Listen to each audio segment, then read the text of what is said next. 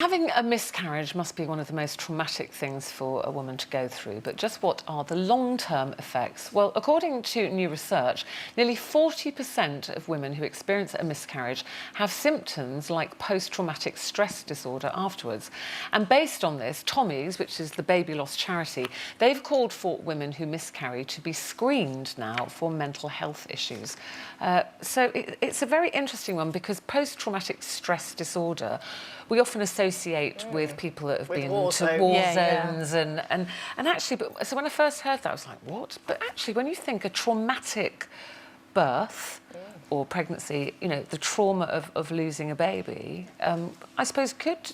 Yeah, I think so, because after I had Louis, I got pregnant again and went along to the hospital for a checkup and got there and they started to scan me and then the nurse went really quiet. She said, I'm just going to have to go and call a doctor. So I knew something was wrong. Anyway, the doctor came back and they said, look, we're really sorry to tell you, there's only me and Louis there. Luckily, Mark turned up. He was window cleaning at the time. Louis was with me, so Louis was probably about 3, I think, at the time.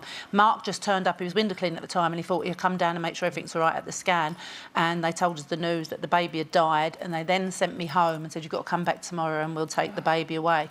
So, but I think people often talk about women, but men as well. I mean, men, Mark in particular, found it really, really distressing. He kept thinking, did we do something? Look, like, did we make love? Did something happen then? You know, like all the things that he was thinking, how did it happen? And what? Anyway, they took the baby. You must have gone through a bit of that as honestly. well. I mean, to go home and knowing that the baby's dead inside you and then have to go to bed that night. About 3 months at the time. And poor Louis was there and we were crying and everything.